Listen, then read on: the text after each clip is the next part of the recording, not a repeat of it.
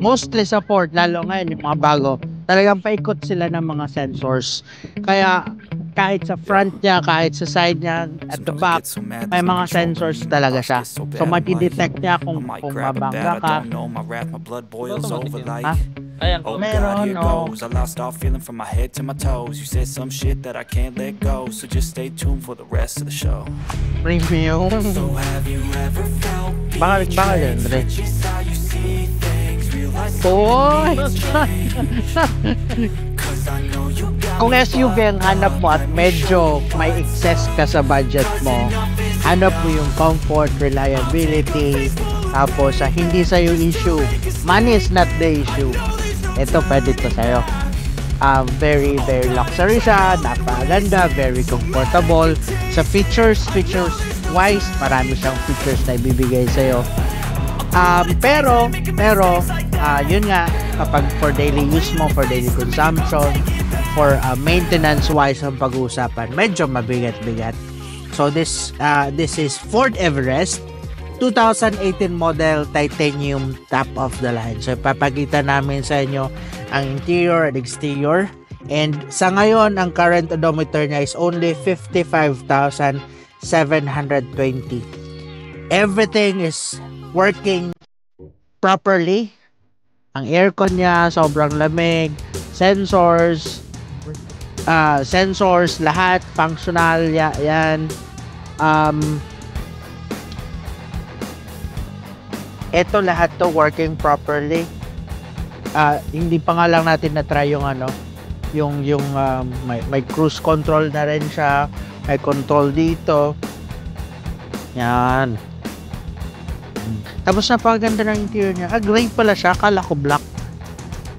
Ang roof ang... Ito yung black. Napakaganda ng niya, yung ceiling niya. Naka-black ka na. Diba? Tapos dashboard niya, napakaganda ng dashboard niya. Ito pa, naka-leather siya, rubberized siya. Tapos naka-leather, may pinasosyal pa ng rubber stitch mo dito. Yan. O, diba? Sige, pasilip natin yung labas. Mga nakakamiss yun na tunog ng Ford. Matagal na kasi kami hindi nagpo-Ford, pero ito na, oh. Kahit mga Ford EcoSport, Ford Fiesta. Nakakamiss yung ganyan tunog. Tapos itong may isang roof ang gano'n naman ni Pops. Ano ba ito? EcoSport. EcoSport. Okay, tara, labas tayo. Pagkahirap na hain. Sa upuan, tingnan mo, naka-leather seat siya. Ito, electronic control na to. Siya, electronic control door, manual. Tapos mattings niya, naka-deep dish mattings front and back. Tapos maganda talaga ang black na ceiling, ano? Premium siya. Premium yung dating.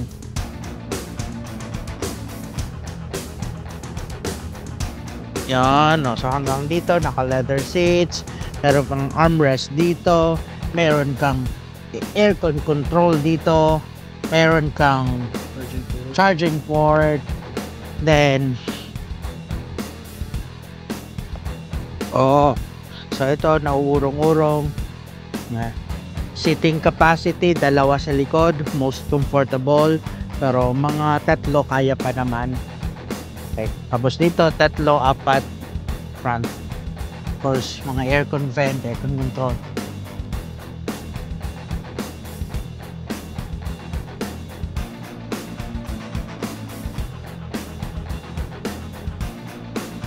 Ay, mali.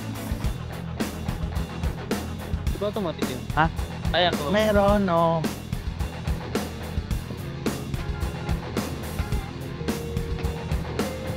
Premium. Baka ganun, Dre. Oy! Kala ko nagbibiro ako, ah. Anyway, yun. Pwede mo rin ito ibaba. Yan, kung meron daw mga luggages. Mababa siya. Exterior niya, so far wala naman kaming nakita mga dents and scratches medyo malabo na nga lang yung kulay niya. Like, kagaya rin sa salamin, medyo malabo na rin yung salamin niya. So, pero kayang-kaya natin yan sa detailing. Tapos sa tires niya, napakalaki ng tires niya, oh. Tapos, ang ganda pa. Siguro more or less mga nasa 80% pa yung tire tread niya. Tapos, naka-disc brake sa likod. Siyempre, naka-disc brake din sa front. O, diba? Step board. Yan.